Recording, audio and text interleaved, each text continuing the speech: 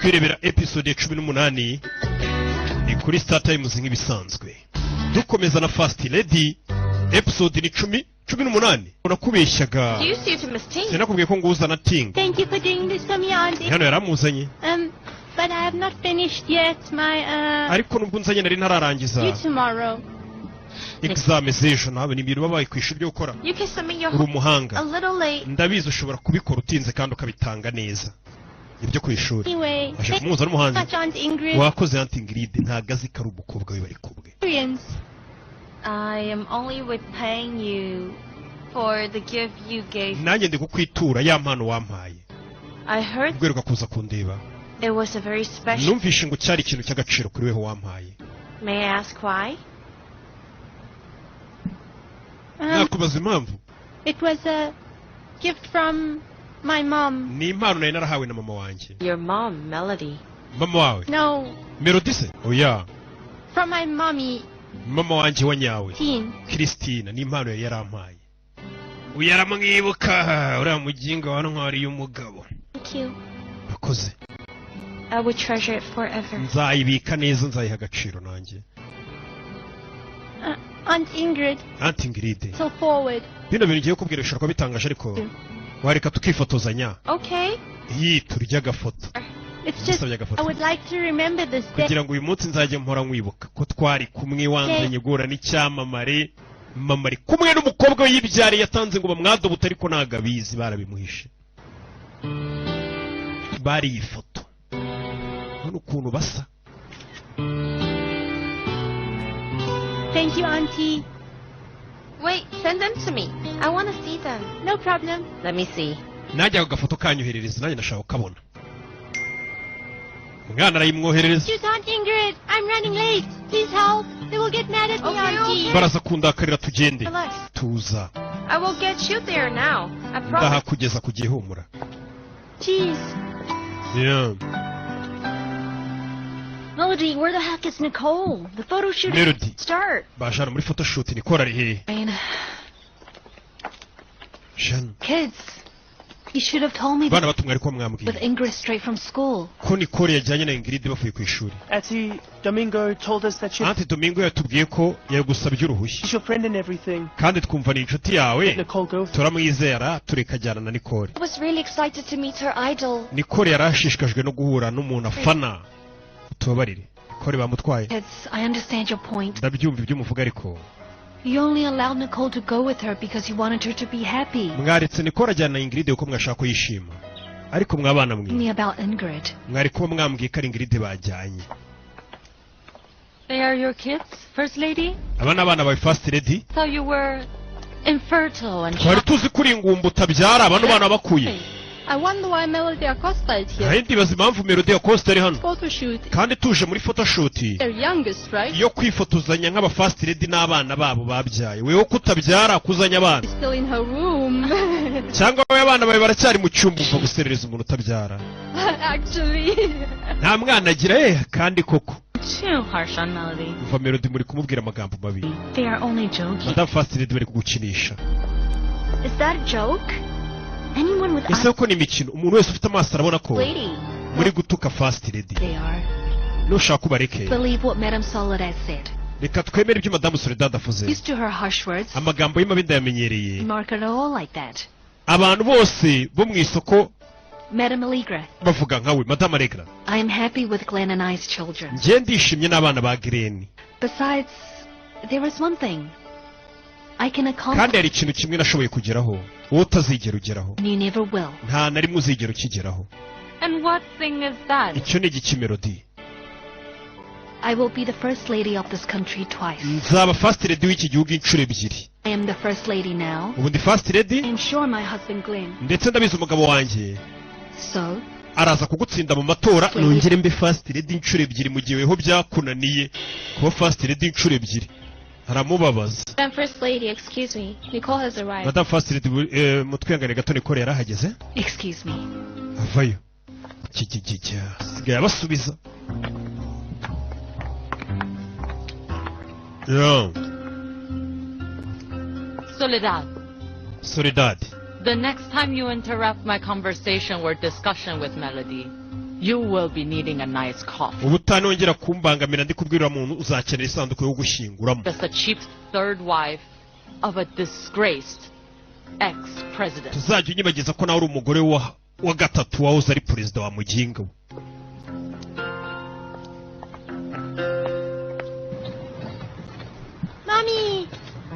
Mommy, I got to meet with mama Miss Ting. nagiye guhura n'umuhanzi bita Ting. Us together. reba amafoto nifotoranije nawe. I'm elated, Mommy.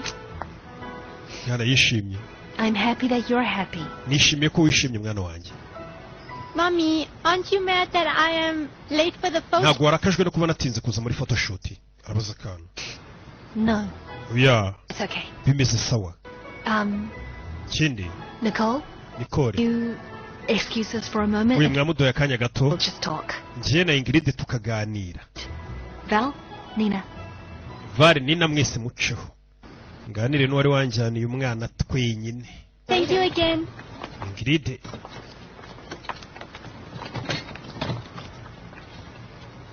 Madam First Lady, I Madam First Lady things to do. ndacyafite byinshi byo gukora. Ingrid you should have not taken Nicole away. ntabwo wagomba kuba twaye Nicole utansabye uruhushya. The shoot was cancelled because of you. photoshoot twahagaritse kubera weho. Called that you were not mad about this. ariko Nicole byamuresheje ntabwo yabirakariyemo. I tried to call you. nagerageje guhamagara. oya Couldn't reach me? Or urambura ubura na papa we. Ingrid, this girl has parents and grandma. bano bana bafite ababyeyi na nyirakuru wabo. And he's so worked up. ese ko mbona Are warakaye. you genuinely not happy for ese Nicole ntabwo unejejwe na Nicole to meet her kuba face? yabasha guhura n'umuhanzi ubyina akunda. The feature story photo ni shoot. ibintu bidasanzwe byo kwifotoza byanyu birarenze ariko ntabwo birenze nk'ifoto. Venus? Nicole yifotoranije n'umuhanzi afana. I heard Ingrid and Nicole are getting closer to you. Numvishe ngo Ingrid na Nicole ariko ngo bari kuba inshuti cyane. Yego. We're not here. muri iyi minsi utari hano It's bisa nkaho easy for Ingrid to approach your... bisigaye byoroshye kugira ngo Ingrid yegere umukobwa wacu Nicole. Bano barabizi ko ari umwana we. Getting closer to each ntabwo other. nababuza kuba baba inshuti ngo mbatandukanye. Now do not know whether or not this is a good thing. gusa sinzi kino niba ari ikintu cyiza cya kibi. Well, I think that's good. Genda cyeka aho ni sawa. Be easier for Nicole. ahari bizorohera Nicole kwakira ko Just in case. Just biramutse bibaye it's out. That Ingrid... Nicole akamenya ko mama we wa nyawe ari Ingrid Be back. byamworohera kumwakira. It'll be easier for Ingrid to take my daughter away from us. ariko nanone byakorohera Ingrid kudutwara umukobwa wacu. ntabwo ibyo watuma biba. You made a promise to Christine. wasezeranije umugore we Christina kuriya mwana uzamugumana uzamwitaho. And no, Ingrid must not find out that Nicole is our niyo daughter. mpamvu Ingrid atagomba kumenya ko Nicole ari umukobwa we. It's not the point. You took away my daughter without... watwaye umukobwa wanjye utansabye uruhushya. Daughter? umukobwa Since when did Nicole become... kuva ryari Nicole yabaye umukobwa wawe weho urabyara. married to Glenn. kuva nashyingiranwa na Gireni papa we. Oh, harya I see now. You could not give Nicole what she wanted. You are mad at me. Because kubera ko umwana wananiwe kumuha ibyo yagusabye njye nkaba nabimuhaye nkamuza n'icyo cyamamare wangiriye ishyari. you are just her mother on wowe uri paper. mama wuriya mwana mu mpapuro rega gusa. So stop acting like you're her rekeraho kwigira nk'aho ari we wamubyaye wamutwita amezi 9 urabikabiriza nawe ugakabya. A minute, Melody. umunota umwe Melody. Sincerely care for or love Glenn's children. ndabizi baraba ntabwo bitayo cyangwa iki You're just using it as an ahubwo excuse bikoresha nk'urwitwazo because of your inability to kubera ko udashoboye kubyara. niyo mpamvu wigira ngo witaye kuri barabana cyane. and envious of niyo me. mpamvu uba wangiriye ishyari kubera yuko Eh? Gave Glenn a child even though kubera ko nabyariye Girene umwana aren't together. nubwo mwana tutari kumwe ariko ngiye basi umugabo we nabashe kumubyarira ariko we byarakunaniye kumubyarira. umva amagambo mabi ku mugore utabyara. Ingrid, Ingrid I have loved those children bariya abana ba Girene narabakunze. since I was their nanny. nabakunze nyiri umukozi wabo wo mu rugo.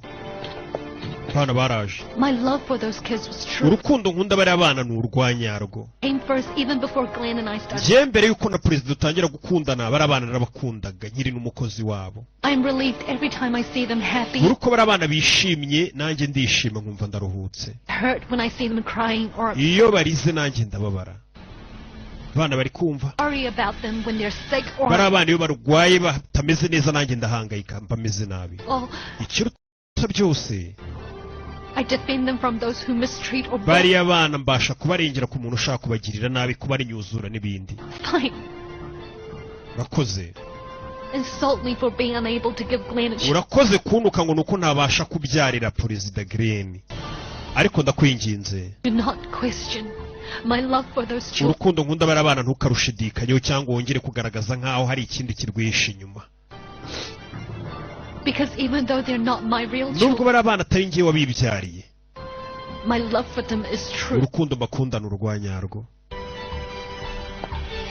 taco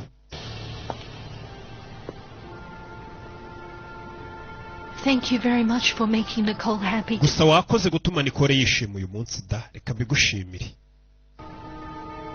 taca hababaye ishaho bana babyumvaga bana kumenya mvuze nabi ari igivuga nabi nawe nawe ukumva ubaye umuntu w'imbwa menya mpemutse namubwiye nabi. The guts of that woman to slap us with the truth that she is in the position of power. But there is no doubt that she is the current First Lady, Allegra. umva hari impamvu ngurigari we first lady Here we go again, Soledad. nanone turongeye Soledad Stop it, you two. muri kero mwembi babiri The election is coming up, amatora aregereje and Melody is soon stepping down from her position ndetse Melody va bidatinze araza kuva ku mwanya we in the nka country. first lady w'igihugu Excuse me. kuko perezida nzaba namutsinze mu matora. Telefone. Hello? Alo. Let me give you an update, Senator. Reka nguha amakuru senateri Trinidad Now, undi muri safe house police and the PSGs. polisi n'abashipe n'abakwibye. Good news, you are finally free. Aya ni amakuru meza kuba uri hanze. We can proceed with our plan. Noneho twakomeza umugambi wacu wo guhangana na perezida ndetse na famiye ye Loaded, please. ndetse noneho tuze dutyaye kurushaho. Perezida n'umuryango we uyu mugore ari kubagenda agomba kubatsinda ku matora ariko agomba no kubangiza. Yari hano bakozi bavayo abahoze ari inshuti ze bakira abakozi bo mu rugo sasa bafite ukuntu bamumenyera baba ari inshuti ze. What is the occasion? We habaye iki haraka ni abakozi bo mu rugo baza kumususurutsa abana bamuzaniye agakeke. What's up? Bibiki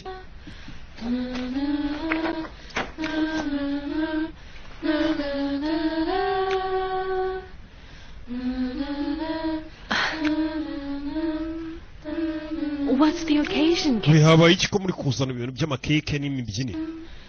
This is our way of saying thank you. ubu ni bwo buryo bwacu bwo kukubwira ngo urakoze. The three of us overheard your conversation earlier with... uko turi batatu twakumvirije ubwo wari uri kuganira We na were Ingrid kare really touched when... amagambo wavuze yadukozeho that you love us as your ubwo own. bavuga ngo uradukunda Treat us as your own children. ndetse ngo dufata nk'abana wibyariye. Mommy, please do not mind what other people say, because for us, you are our mother. ntujye wirengagiza ibyo abandi bavuga kuko kuri twebwe uri mama wacu.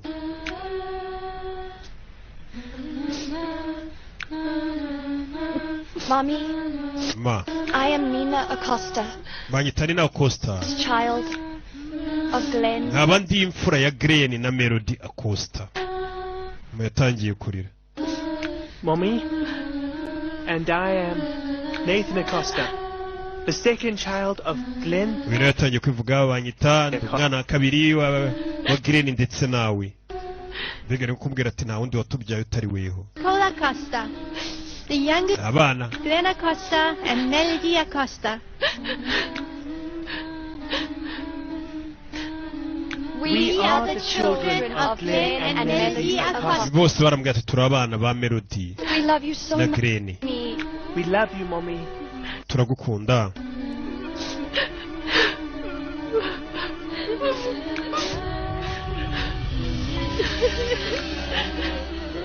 My children.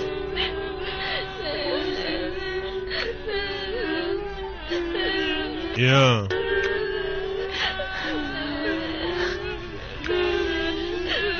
bararira urebe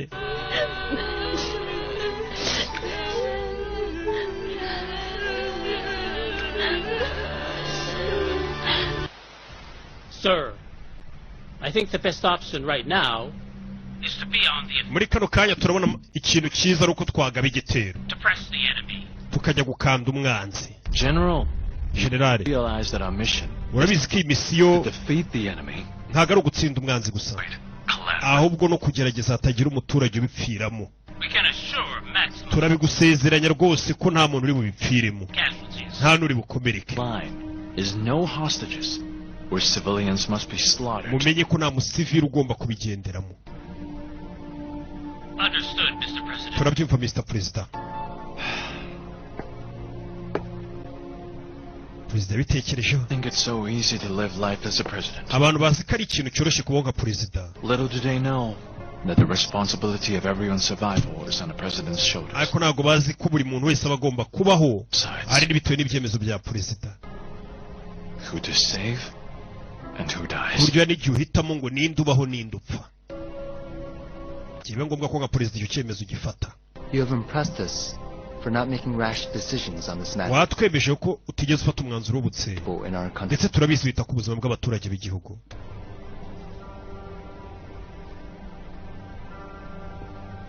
We all excuse us for a moment. I want to be alone and think about this. mbe mu akanya mbitekerezeho. bebe nimba abasirikare binjira bajya kurasana na bya byebe bifite imfungwa, hari igihe imfungwa zishobora kuhasiga ubuzima, nibwo bwo bafite. Glenn, Nicole is sleeping now. Oh, that's good. Christine, thank you. Enough with the drama. tangiye kukabwira ati Nicole barasinziriye, Let's complete the story. reka twuzuze ino nkuru yacu Thing adds up. ndetse turebe ko ibintu bigomba guhura neza. So, none this is what we're going to tell anyone who asks us about Nicole. Sometime last year, ati ibintu tuzatubwira umuntu wese, book tour, tuzavuga ati bwo wagiye muri toya y'igitabo cyawe, States, naragusuye muri Amerika, and hanyuma ngusanze muri Amerika uri muri tuwa yawe yo kwamamaza igitabo wanditse ngo terera inda. abantu nibatubaza se ngo I did not tell them about the baby. kuki tutigeze tubabwira ko ntwite, Keeping this good news secret. ayo makuru tukayagira ibanga, nzababwira ngo iki. just then when we got home, That will do. tuzavuga ko twapanga kubatungura tugarutse mu gihugu, bari bari muri Amerika. hold on a second. icyo bari gupanga buretse gato. What if our own children? What if Nathan? ese abana bacu bo Nathan na Nina nabo nibadukeka bakatubaza, Surprise. Well, igihe watwitiye n'igihe wabyariye Nicole uzavuga ngo iki. they are too young. bari abana baracyari bato, ibyo ntabwo babyibaza. Questions. They will definitely wonder, but I'm sure that the kids will be much more excited than inquisitive to hear about their new baby sister.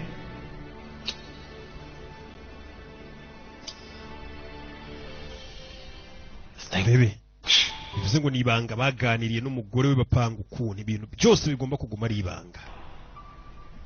warakoze Nicole kumufata nk'uwawe. She is. n'ubundi ni uwanjye. I love Nicole as my own child. Nicole mukunda nk'umwana wanjye, n'umugore we wa mbere witwaga Christina. There's nobody else. nta wundi.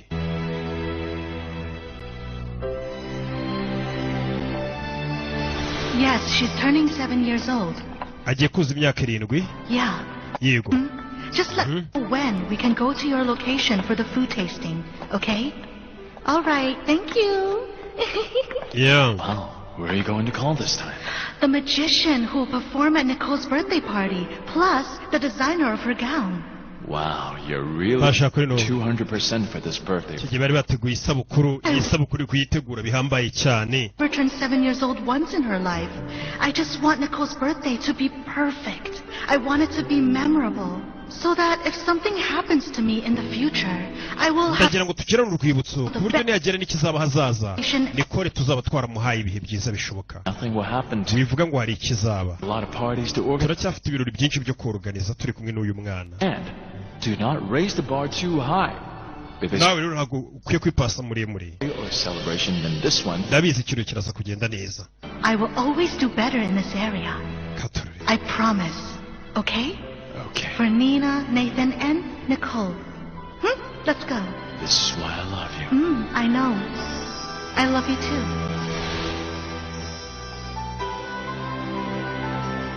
What is that? Hun, do you think Nicole will like it? urakeka Nicole kano kantu ari buze kugakunda? It is very beautiful. Kano kantu ni keza. But aside from the material gifts you prepare for Nicole, atari gusibyo urateguriye Nicole, the most perfect gift, impano yahatari irenze, unconditional love, ni urukundo umukunda rwa nyarwo, as her mommy. nka mama we. Hun, I love Nicole so much. So I want you to promise me. ndagira ngo nsezeranye Happens. icyaba icyo ari cyo cyose They will find out the true identity of nta Nicole. muntu uzigera umenya Nicole uwo ari we. Her only mom. There's nobody else. Huh? I promise you. Nobody will know. nta muntu uzigera ubimenya. Thank you.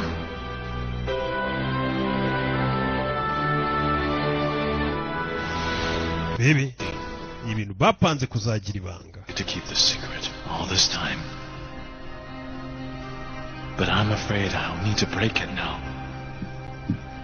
bishobora kuba bigiye kurenga rya sezerano nkarirengaho. Melody ni umugore wanjye. And she deserves to know the truth. kandi akwiye kumenya ukuri. perezida ari gupanga kubwira Melody ukuri. Nicole, I have something to tell you. What is it, Mommy? I spoke with Dr. Murakami. navuganye na muganga Murakami. Your operation has been scheduled. operasiyo yawe yapanzwe yateguwe. Mommy! wakoze mama. But darling, ariko darling, I need to be honest with you. ndashaka kubwiza ukuri. I will not expect too much because if the operation does not turn out ntabwo well, nanjye nshaka kwizera byinshi kuko operasiyo nitagenda neza ndaza kubabara. nanjye niyo mpamvu nashaka kwizera byinshi ntugire ikibazo. what is important is that we give it a shot. icy'ingenzi ni uko tugiye kubigerageza. Mommy. kandi urakoze mama. For you always. ku bwawe iteka. yeah. umwana bagiye kumubaga barebe nimba yakira kongera kubasha kugenda. So that is good. We can place it there, right? Sorry, excuse me. Madam Allegra. Madam, hi. Hi. Madame Allegra. Have a word with you, please. twaganira. Mayor, you can go to the car now. I will follow. Okay, I will go ahead. Excuse me, Mayor. Thank you, Madam Ambrosio. Jano. Mayor? Yego Mayor. Do for you. nagukorera iki? Senator, I would like to ask you if you already spoken with... ndashaka kubaza nimba bavuganye na perezida cya First Lady. About what? tuganira kuri iki? It is about what Melody and I discussed the first time we met. ku byerekeranye ibyo naganiriye nawe. She was traumatized from the conversation she had with me. I don't think... ndetse nabonaga ibyo twaganiriye byaramuteye ihungabana. Valentine. It has been quite a while. hashize igihe kinini. Incident between you and her happened. ibyawe na Melody ndabyibuka barabafotoye icyo gihe bari kumwe. Because there was no harm done. hari ikosa ryabayeho se? But Senator... ariko senateri. You promised me. Did you also know that your first lady Melody, your very own wife, spoke with Valentine? uyu niwe wahamagaye aravuga ati wamenye ko umugore wawe yavuganye na Meya Valentine. If he could run in the election as your vice president. amubaza nimba yakwiyamamaza kuba visi perezida wawe. Mr. Perezida. Let me just give you some reka nkugire inama imeze nk'ubuhanuzi. Your first lady. First Lady wawe. He is going to be your biggest. niwe muntu uzatuma ugwa hasi niwe uzakwirangiriza. biriya byari biki senateri? ikibazo cy'imeya. The Melody is asking. ntabwo unejejwe n'uko Melody se You will change your mind. yaje kubaza nimba wahindura ibitekerezo. That they are asking you. bivuze nk'icyo bari kugusaba. That they are threatened by our united front. ni uko bibateye ubwoba kuba washyira hamwe nanjye. Can I be honest? mbwiza ukuri senateri. Of course. mbwiza ukuri. I am not comfortable with you calling PGA. ntabwo neshejwe no kuba uhamagaye perezida umubwira ngo nahuye n'umugore we turaganira. Conversation between me and the first lady. icyo cyari ikiganiro cyabaye hagati yanjye na First Lady ubyivangamo tukajya kubibwira umugabo. ntabwo binejeje. That conversation. ntabwo nejejwe no kuba nkubwiye ko nahuye na First Lady ukabikoresha mu rwego rwo kugira ngo uhanganishe uruhande rwa perezida n'umugore we. Mayor Valentine. Mayor Valentine. Day and age of elections. turi mu minsi y'amatora. We can. hano ni igihe umuntu akora buri kimwe cyose to undermine. kugira ngo uwo duhanganye umushyire hasi. With all due respect, ma'am. mu byubahiro byawe madamu You know that I will do everything to promote us urabizi ko nakora buri kimwe to win this election. kwamamaza ariko ugatsinda amatora That's a weapon. ariko ntabwo nkwiye gukoreshwa nk'intwaro cyangwa ikiganiro Really not my brand of politics. ntabwo ari ubwo buryo ngiye politiki yanjye ikorwamo gushaka gusebya abandi ngo twe tuzamuke Do this with a clean and fair nimba ushaka gutsinda perezida Glenn bikore binyuze mu mucyo muhangane binyuze mu macyo mu mucyo apana gukoresha utuntu tw'amayeri tw'ubujura Mayor Valentine. Mayor Valentine I am not someone who's into using ntabwo dirty. ndi abantu bakoresha nanjye tekinike mbi n'amayeri n'ubugambanyi sawa I will grant your earlier request. ibyo watsabye kandi ndabyemeye PGA and ndaza guhamagara perezida the Melody's name. mubwire ko First Lady nta kosa yakoze kuba yaje kukureba Understand where I'm coming from. ubu noneho icyo mvuga uracyumva Mayor Valentine. ndabizi Mayor Valentine You see, ariko urabona so many pressing issues yagize akazi kenshi buri imbaraga zo guhamagara perezida amubwira iby'umugore we over the much more pressing issues of our people. ibibazo by'abaturage nibyo nagombaga gushyira imbere Without due respect, mu ma'am, byubahiro byawe rero madamu I don't want to tarnish name. sinshaka kwangiza izina ry'umuntu uwo ari we wese uranze Build my political career as a decent politike yanjye nayubatse nk'umuntu w'inyangamugayo nzwi neza man, ma'am. kandi ibyo urabyumva Well, of course I do. cyane ndabyumva Okay, I will give them a call. sawa reka mbahamagare All right? Yes, ma'am. Please. I appreciate that. Thank you so much. Thank you, Mayor. baby Care. Bye.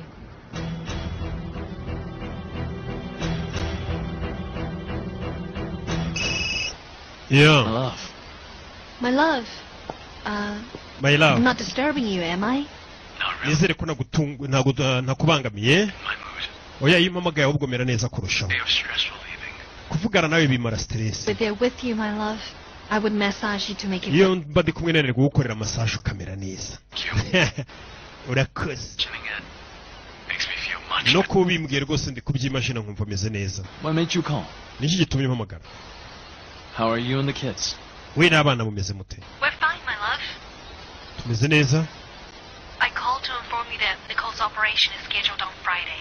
nikore nashaka kubwira ko kuwa gatanu aribwo bazamuvura ubwo azabagwa Putting down so that you can come home and be with us during Nicole's operation. byaba byiza ubaye watashye nawe ukareba umwana ukuntu avurwa My job here. niba nayangije akazi nzaza I will tell you something important. hari n'ikintu cy'ingenzi nshaka kubwira ibuka arashaka kumubwiza ukuri PGA, sorry. We're needed. perezida They're ready. baradukeneye indani You see. My love, I would rather you hear it from me personally. I have something important to tell you. But first, let me finish my job. reka ndangize akazi ariko mfite ikintu cy'ingenzi nshaka kukubwira I have to go. yeah All right, take care. I love you. I love you too. baby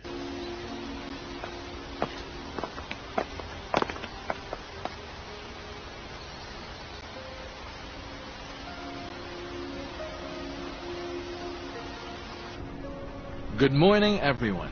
mwaramutse buri umwe As of this moment, muri kano kanya yaje kuri radiyo civilians of our country, abaturage 24 b'igihugu harimo n'umwana w'imyaka 6 by the radicals, bafashwe Ulung n'ibyihebe Breakaway Group, bya Kapulong Breakaway Group Mama Wit City. mu mujyi bita ngo ni Pama. The government of the Philippines is condemning CB guverinoma ya Filipine iramagana icyo gikorwa cyo gushimuta abantu innocent civilians. b'inzirakarengane. You'll leave me with no choice. nta mahirwe rero yandi n'amahitamo mwansigiye Yeah, mbahaye kugeza saa 2 it's just you two. imfungwa zose muze kuba mwazirikuye. Should you not meet the deadline, I would declare a call of war to destroy your nimuramuka mutabikoze ndahita ntangiza intambara yo kurimbura umutwe w'iterabwoba wanyu nka perezida w'igihugu. treat each Filipino. buri munyefilipine mufata nk'aho ari umuryango wanjye. I will do everything I can to save my family. nakora igishoboka cyose rero ngo ntabare famiye yanjye Protect them.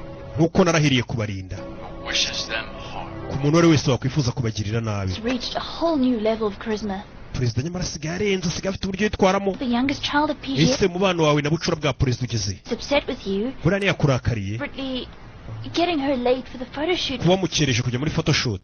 I had to stop Nicole from going to the photo shoot nikore nagombaga kumubuza kujya muri ya photoshoot back and let Melody gain the sympathy of kuko iyo yifotoza iriya foto zikajya mu itangazamakuru byari gutuma abantu bamukunda ngo akunda abana ba perezida nk'abe yabikoze abishaka. Youngest child, umubano wawe n'umwana bucura bwa perezida ally within PGA's family. You're right. You have a point. I'll fix it. Ndaza kuri ukuntu nabikemura. Nicole? Mwana avuye Nicole. Oh. Hello. Bite? Mwana yamurakariye. Nicole buritse. You and I both love dancing, right? Nje nawe dukunda kubyina. I am thinking of nari ngiye kubukinga amatike abiri. Premium level ballet show. Uyu munsi tuze kujya mu kirori cya ballet turebe ukuntu abantu babyina. And watch it. Urashaka kuza tuze kujyana? Thank you for the kind offer. Warukoze? No, Aunt Ingrid. Ariko ntago ndi buzi ngiride bye. Wait. Buritse. You said we were friends, Nicole. Nicole wambwiye ko turi inshuti. Aunt Ingrid, don't get me. Ingrid ntunyumve nabi. Yes, we are friends. Yego koko turi inshuti. But if I had to choose between you and my ariko bibaye ngombwa ko mpitamo weho na mama wanjye. Choose my mommy Melody. Nahitamo mama wanjye Melody. Oh, please don't be upset with me. Wa mwana windakarira. I'm sorry. Babarire. You know that I just like your company. If you want us to get along with each Niba other, ushaka tubana neza njye nawe.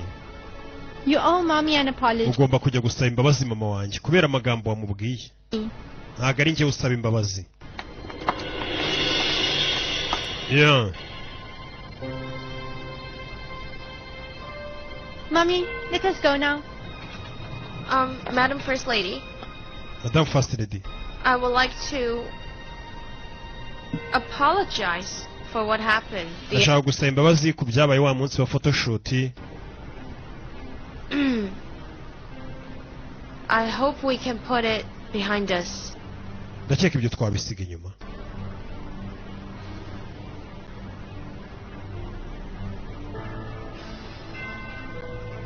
Sure. Let us forget what happened. Thank you, madam. Baby. Let's go. Tugende.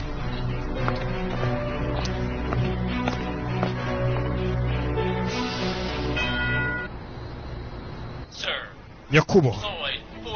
Twohereje squad enye ya special force yamaze kuhagera n'indege mu kirere zahageze. Dutegereje itegeko ryawe.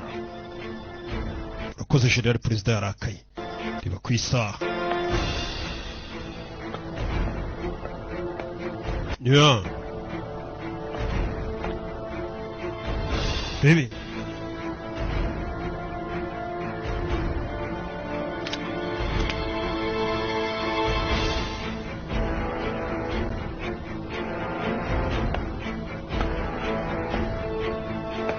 Yeah.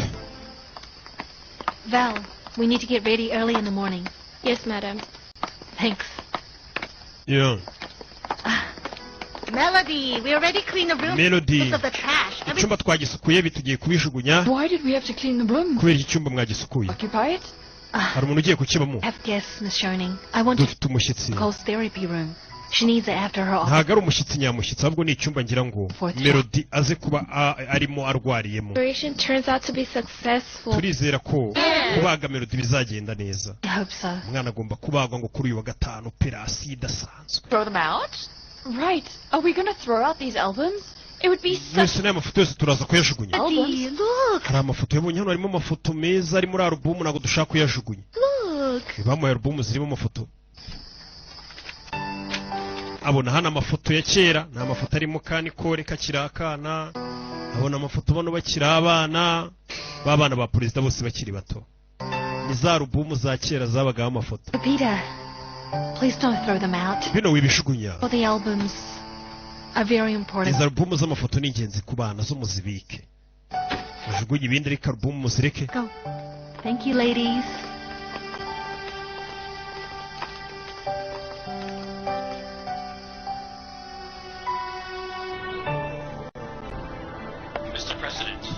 Mr. President. Shagira itegeko rye. General. Sir. Wash. What is it? Ni biki? The report from team 2. Twakira raporo ivuye muri team 2. Imfungwa zose zarekuwe. Imfungwa zose zarekuwe. All hostages accounted for. Imfungwa zose mwazibaze? Sir. Yes, sir. General. General. Please call off the airstrike. Indege zo mu kirere zari zigiye kurasa muzihagarike. Special forces to report base. ndetse special force itisubira ku birindiro nimba imfungwa zose zarekuwe. Sir, Yewe biteye ubwoba bihita birekura imfungwa yabwiye ati nimuramuka mwisha abo bantu ndabahiga itsinda ryanyu ryose aho riba mbatangizeho intambara. You all did a great job. Mwakoze akazi keza mwese. Perezida mbega urugamba yarusoje atanarwanye n'abana arabafunguza. You saved the hostages without any bloodshed. Utabaye imfungwa n'amaraso amenetse. Buri rugamba rwiza rwo gutsinda ari rwa rundi utamena amaraso. Ibi byose nabyo bigiye kujya ku izina ry'akazi kawe, ubuyobozi bwawe, akazi keza wakoze. Ibintu bishobora kukongerera amajwi mu matora. Abaturage batavuga ati mbega umuperezida utabara nibatabara.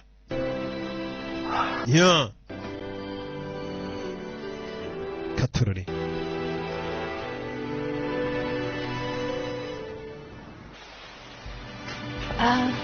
Pepita, Norma, after Nicole's operation kubaga Nicole rero nibirangira at the hospital, so tuzamara iminsi mike kwa muganga. Us for a while. Inzu uzaba uri kuyitaho. Melody, we're Yego. waiting for your good news, Nicole. Don't lose hope and recover well, okay? Good luck, Nicole. Good luck. Yeah. This is the beginning of your recovery. Thank you very much, everyone. Nicole, are you sure you do not want us to go with you to the hospital? Nicole, we want to go with you. Wait outside the operation room and do some cheerleading for you. Urebe. Be fine, Nathan. I will get more anxious if you're outside of the operation room. Promise me that you will pay me a visit. Sezeranya kuzansura ndi kwa muganga. Cyane tuzagusura. Mommy, have you told Dad about the operation? Is he coming home soon? Nicole, your dad hasn't answered yet, but I'll try to call him again. Is that okay? We're running a little late. Let's get ready, shall we? Good luck, Baby. Nicole. Good luck, Nicole. Good luck, Nicole. Selective tool to rise off. Basha kuri batangira kumubwira imitero mutere biraza gutwara nk'amasaha ane. Here to manage the pain. Mwana turaza kumutera. There's nothing to worry about. Turaza kumutera. I'm scared. What do I do? Ikinya. Nicole, why are you scared when we're all here? You're surrounded by good doctors. Umva hano hantu uruzengurutswe n'abaganga beza. How about Daddy? No, se papa. Feel much better if he was here. Will he make it back when I wake up? Ese ndajya gukanguka papa yagarutse. Nicole. Nicole. Bajano. Nicole.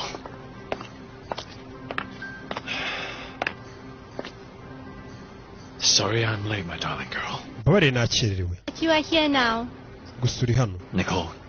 Nicole. You're a strong girl. Umukobwa ukomeye. You can do it. Kandi twari tubizi kuri ubikore.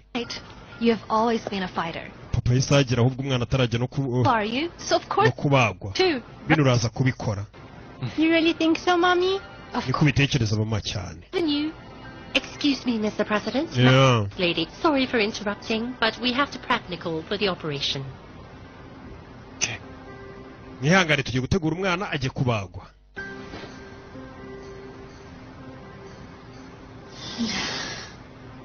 Nicole. Good luck. Yeah. You can do this. You go, girl. You got this. Urabikora. Thank Mutera murara umwana agiye kubagwa. Luck.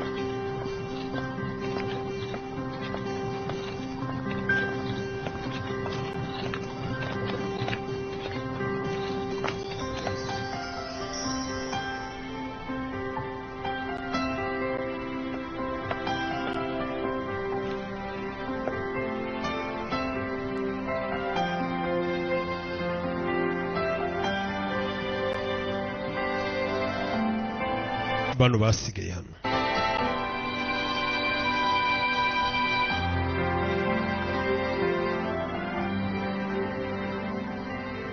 Have agreed to hold a constituent assembly or CONAS regarding the lowering of the age of eligibility. Ndetse nanone inteko yamaze kwemeza ko imyaka igomba kugabanywa yo kugira ngo umuntu yiyamamaze. We should be at the hospital right now. Wabonye dukwiye kuba turi kwa muganga. They want Nicole. Ndashaka kuba ndi kwa muganga. Nicole nava muri operasiyo asange duhari. We might only cause trouble. Dushobora guteza ibibazo kwa muganga. Earlier that she'll summon us. Mama yavuze ko ari buze kuduhamagara mbere yuko akanguka. Stop worrying too much, Nicole. Ikiro guhangayika cyane. He's been a cool kid. Jonas is right, Nina. Jonas aravuga kuri Nina. Nicole is a brave girl. Nicole ni umwana ufite umutima ukomeye. Through tough times.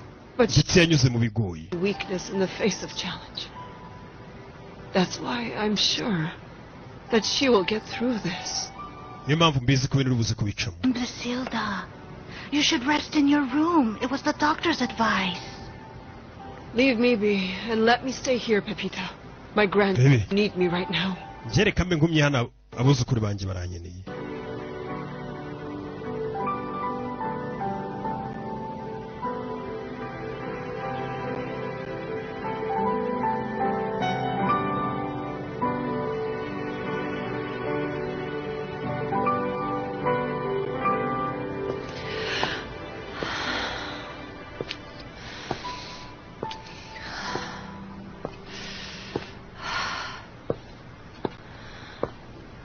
My love,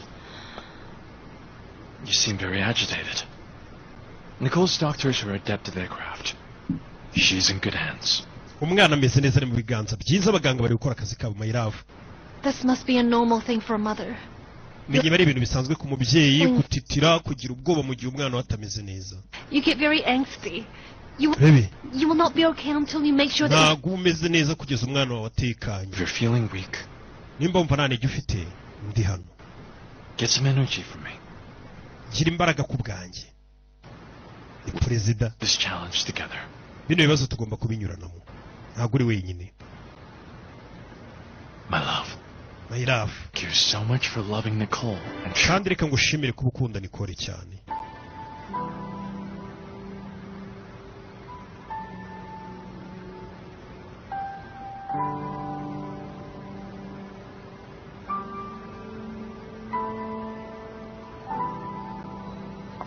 Yes. Yeah. Where are they? We bari hehe ngabariya.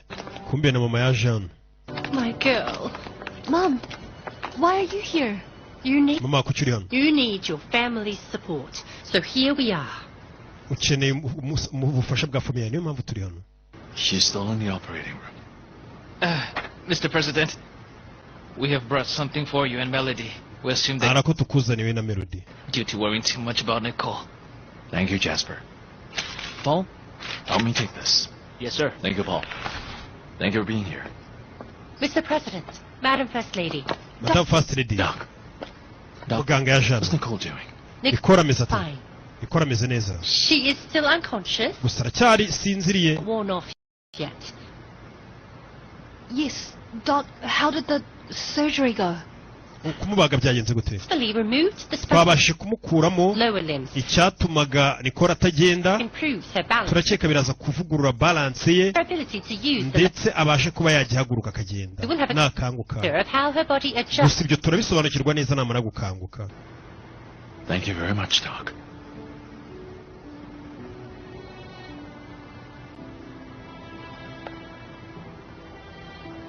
Nicole can do this. Melody. Glenn is right. Nicole will get through this. Bino Nicole araza kubicamo.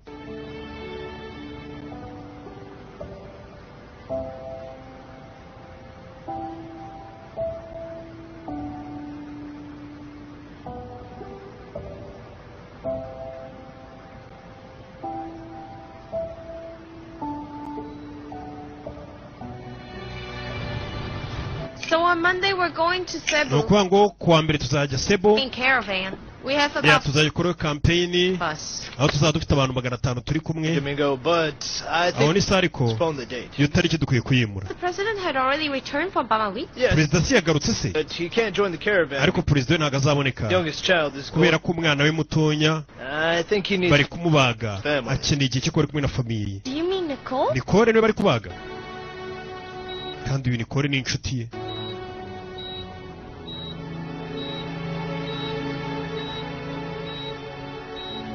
Yeah.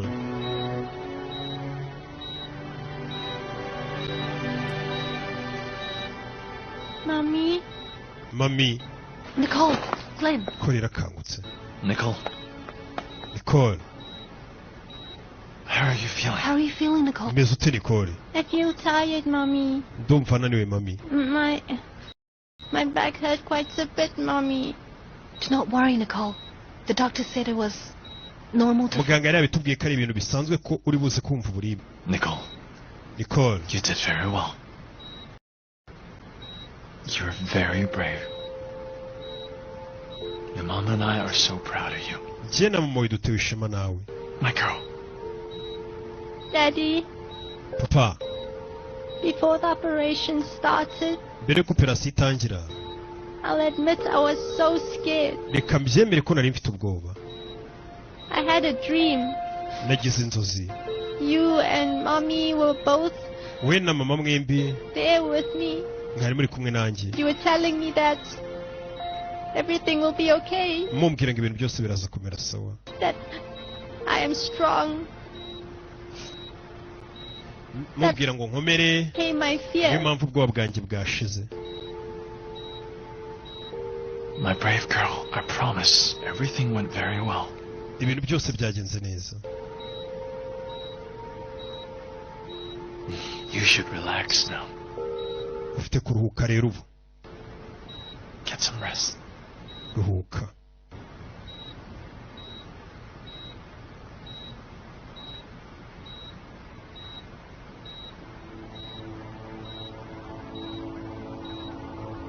Mommy. Mami. What's wrong, my girl? Ikibazo ki? My legs are... Huh? Are you hurt anyway? Ibirenge byanjye biri uri kubabara? Mommy, my legs are... Mama, ibirenge byanjye. Nicole. Amaguru yanjye. Daddy, I can feel my legs, Daddy. Amaguru yanjye n'ibirenge byanjye ndi kubyumva. Ubundi umuntu uri pararize ntajya amenya ko afite n'amaguru niyo wamurya urwara. Umwana ashobora kuba yakize. Ashobora kuba yakize. Katururi. Yeah. So good. Yeah. Namin nga na ang puso ko.